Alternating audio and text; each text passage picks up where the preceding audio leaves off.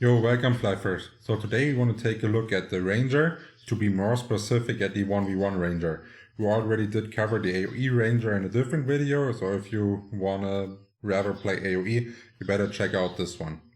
And before we get started, I noticed that only 80% of my viewers are subscribed to the channel. And let's make a deal, you watched this video all the way to the end and I'm pretty sure I earned your subscription by then. So now let's get right started. The Ranger is made by an acrobat. Once you're level 15, you can do your first job change to achieve this. And there will be guides on all job changes that will come in the future, so just be a bit patient, but you will get this info for sure. And then following up, after level 15, you will level all the way to level 60, and then you're able to choose a Ranger.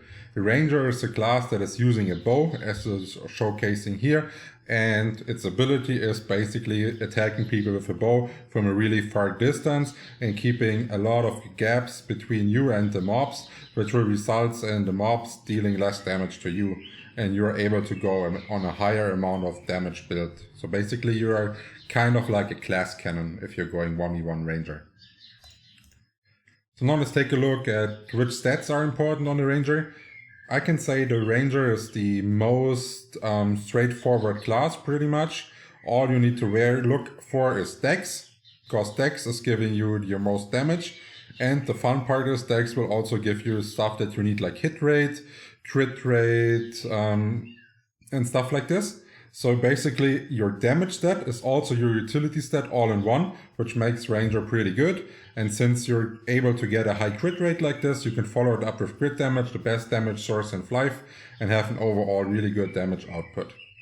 And since you do get hit sometimes as a Ranger, you still need a bit of stamina and HP percent to maintain a decent amount of health to actually fight the mobs. But it's only minor and not as important as on other classes.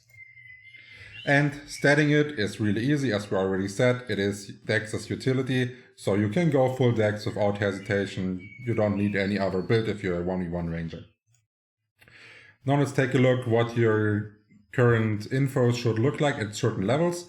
At level 60, you should have about 4.4k health. Your attack speed is only at 91, but you can go to 100 with the buff GT from the Ringmaster. And you're already having a really high crit chance and a high crit damage. So this will give you a pretty good leveling speed early on. Once you're at level 90, your HP slightly increased. You will be having 100 attack speed by default. You don't rely on the Ringmaster anymore. Of course, your attack increases and you're close to 100% crit chance, and your crit damage almost tripled right there. So now let's take a look what kind of items you need to actually achieve level 90. In the early stages, there's again a double hit rate set. So I would try to get 2 parts of this set and combine it with 2 parts of this set. So you're having 20% hit rate, as you will only auto attack at the start usually. This is pretty good and it gives you time to farm for this set fully. But I do not recommend buying or specifically farming the set. If you get it, use it. If not, it doesn't matter. It's not the end of the world. At level 45, you're already getting one of the stronger sets for a Ranger, which means you can already go for a +8 and 16% attack upgrade. And you should farm for this set for sure. So you want to have this set fully completed, and there will be a level guide up in the next days that shows you exactly how to farm this set as well. Because you will keep this set, as you see right here, from level 45 to level 90. So you will keep it for 45 levels, which means you should definitely go for the upgrade and wear it and farm it. And at level 90, you're going for the S-rank set. It will exchange the hit rate that you actually don't need anymore because you have so much Dex that it's useless, the stat for you, into crit chance, which does give you a nice boost. And of course, we already talked about how important crit damage is. And this set you will only wear until 105. So also here only go +8, 16% attack and save the high upgrades for the 105 set. Now let's take a look about the bows. The Ranger is one of those classes that actually benefits a lot from early game bows, like this one with 10% hit rate right here. It's still not worth farming, but if you can get this one or buy this cheap of someone else, definitely go for it. And then at level 45, you're going with the Flaming Bow. And the Flaming Bow is basically a must-have, and it's one of those items that you can sell really good again to other players. So you can think about a minor upgrade here, like maybe a +6 as well, because you will get it sold really fast. But at level 60, you will already switch to the G-Bow right here. And you might maybe think, yeah, we said HP is not that important, it only has crit chance, and critical damage is actually like way better for you, but you have to take a look at the base attack right here. The Guardian Bow has 100 more base attacks, which will result in overall better damage for the G-Bow compared to the Flaming Bow once you hit level 60. So this switch here is mandatory. And at level 75, you will go for the Historic Bow and upgrade this. It will give you a really good amount of crit damage on top of your overall build. And here you can go full man mode, +10 hit, go for +10 element, because the next bow you're going to be switching to will be 105, so we will wear this for more than 30 levels basically. When we are talking about jewelry, we already said Dex is your main stat, so you will use Dex rings. And for earrings, you will either use a Demol or a Mightier that give additional damage and scales really well on your overall DPS. And as a slight defensive setup, since there's no offensive necklace, you will go with a gore necklace or a pep that gives you HP and HP restoration.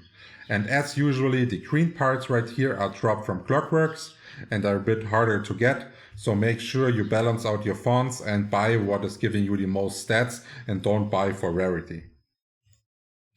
Now let's take a look at the passives. The 1v1 Ranger is using a bit more passives than the AoE Ranger, for example. So we will have Perfect Block to maintain our defense, basically, since we didn't stat any stamina. And then we will follow up with more damage with the Bow Mastery. And of course, we will increase our bow range with the Nature to make sure that we can attack from really far distances, don't have to walk to mobs and waste our time with that. And we said crit damage and crit chance combined is just really strong. That's why you will always want to have critical shot up running. There's also some utilities, like Dark Illusion, for example, which will make you invisible.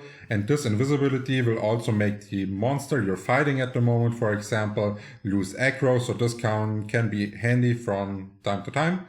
And Fast Walker is something, it doesn't last as long, but if you need to close a gap to a mob, for example, that it is kind of huge, always try to go for it. You will get the hang of the cast time of the Fast Walker and the time saved. And overall, if you do use it to gap close, it does make sense and give you a better farm speed overall. So 1v1 Ranger is probably the only class where I don't suggest going with skills, because it just feels weird. Because if you want to use skills on a Ranger, you will go AoE, because the best damage skills are AoE, and why the heck should you use AoE skills on a single target mob? Makes no sense.